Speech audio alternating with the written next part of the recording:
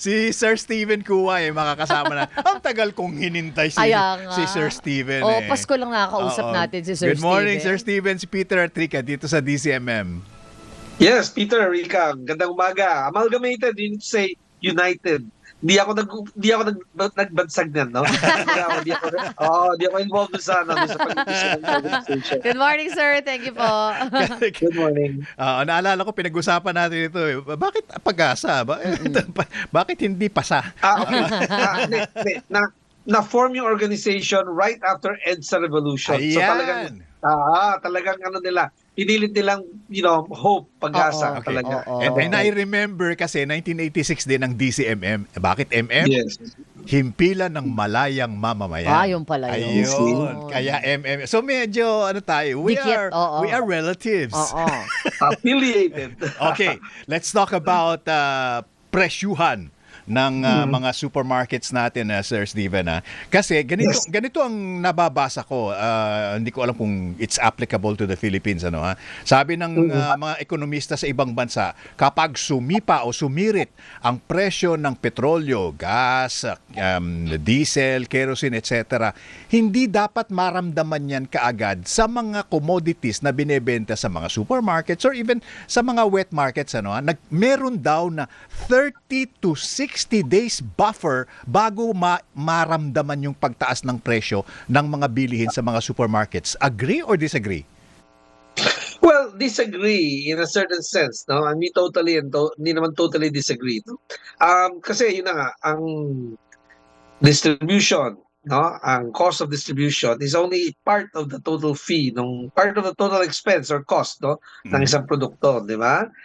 Kapag we are on our entering fourth week already. 3.5 weeks na tayo into the conflict of the Middle East, no? At every week, alam niyo naman, ang laki ng tinaas ng gasolina. So, yung mga fresh produce, araw-araw din-deliver yan or every 2 days, no? Sa supermarket, sa wet market, immediate ang effect ng pagtaas ng presyo ng gasolina. Talagang immediate ang effect ng distribution ng fresh produce, di ba? Kaagad yun. Okay, so ibig sabihin nakaramdam na ng pagtaas at kung merong pagtaas, sabi mo nga talaga namang tumaas na, ilang porsyento po effectively on the average ang itinaas ng mga presyo ng bilihin sa supermarkets? Okay, monitoring tells us relatively stable ang prices so far, okay? At may sinabi mo, hindi naman kaagad-agad dahil may raw materials pa na galing sa lumang puhunan, di ba? At may gasolina pang naiwan, no? Yung malalaking tankers at malalaking depot ng mga manufacturers natin, no? Meron din silang gas stations doon minsan, no? Sa kanilang mga production points, no? Ilang areas pa lang outside Metro Manila ang nagsabi na medyo may konting galaw na ng presyo.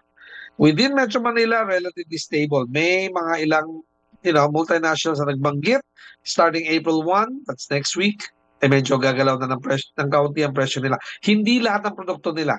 So it's a management tack, it's a strategy, pakonti-konti in tranches, staggered, no? At paudlot-udlot ang increase. No? Let's say, itong tranche na to, ilang produkto sa kanilang out of, let's say, 300 products, no? They'll choose probably 70 products, no? Nagagalawin ng kaunti, 2%, 3%, no? And then maybe after 2 months or after 1 week, depende sa kanilang management tack, gagalaw na naman ng ibang produkto, no? So hindi lahat sabay-sabay. Takot na takot ang manufacturers mawala ng market share. Ngayon, kung biglang nagtaas sila ng 10%, halimbawa lang, at biglang tumigil na yung conflict sa Middle East, di ba? Hindi na nila pwede ibaba ang presyo, magulo yun, di ba? That's why dahan-dahan din ang galaw nila, hindi yung biglaan, no? Ano po ba, Sir Steven, karaniwan yung mga items na nagkakaroon ng taas presyo kapag ganito yung oil at energy ang karaniwang nagkakaroon ng destabilized nature for the meantime? Well, lahat ng produktong manufactured, no, processed, no, hindi fresh produce, pero processed goods, lahat kailangan talagang gagalaw. Kuryente, tataas na naman tayo, di ba? Yes. Come this April. So, the cost of electricity. So, lahat talaga tatamaan, lahat gagalaw. It's a management decision kung alin ang pagagalawin nila ng presyo. So, naku, yung mga natin, favorite delata pala, yung favorite mackerel ulam ko everyday, magkakaroon pala ng presyo yan, ganun. Taas Yes, presyo. adjusted prices, not adjusted Mhm. prices. Ang ginawa ng ibang distributor, binawasan ang discount, special discount, tinanggal nila. Ah. To certain Mhm. supermarkets. So, Mhm. kumbaga, shinolder ng distributor. I'm sure as advised by their principal, yung kanilang Mhm. manufacturer, sinabing kayo na, tanggalin nyo na yung discount doon sa supermarket na yan para ma-maintain yung price. Di Mhm. ba? Opo. Yun. So, there are many ways of doing this, no? Hindi naman kailangan kaagad pagtaas ng presyo doon sa consumer. Katulad lang din po nung nangyari sa atin nung COVID, no, na hindi natin alam kailan matatapos yung yung issue. Paano po nila ginagawa yung pagtataas ng mga presyo? Well, again, inaabisuhan lang kami minsan pagdating na ng so far, so good. Kalmado ang ating market, Mhm. behave ang ating market. Mhm. No, Aha. ang mga namimili lang na may additional na dagdag na bili, yung mga may negosyante maliliit, no? Or medium sized enterprise na Mhm. kailangan siyempre mag-stock up ng kanilang mga supplies, Mhm. Oo. ingredients, no? Mhm. Cooking oil, di ba? Oo, yun. Pero yung mga households, hindi talagang lumabas para mamili ng todo-todo. And Oo. that is good. We Oo. give the Yeah. manufacturers lead time, no? 3.5 Yeah. weeks already Mhm. to produce as much as they can. Mhm. Now, you're saying, why don't supermarkets stock up? Why don't we Mhm. do that? I'm sure, top of mind ng lahat ng supermarkets, why don't we do that, di ba? Oo. But suppliers, we're talking distributors, we're talking manufacturers, will not give us more than what we normally order. Kung ang order Ah. namin 100 cases of this item before, we cannot order 500 cases of the same item. Alam Aha. nila. Oo, isipin nila, nag-stock up or nag-hoard kayo, di ba? Oo. So, so konti rin lang mabibigay sa amin. Okay. May ganun pa pala, Of parang may course. rationing din pala sa ganyan, sir, Yes. Ayun. Tapos, ang equalizing factor is nung COVID-19, Mhm. umiksi ang mga payment terms namin. Okay. No? So much so that, we don't want to over-order. Let's say, kung Yeah. 100 cases, we're order 500 cases, tapos babayaran namin in 7 days. Yeah. Benta, di ba? Oo, Yeah. karga ng inventory cost yun.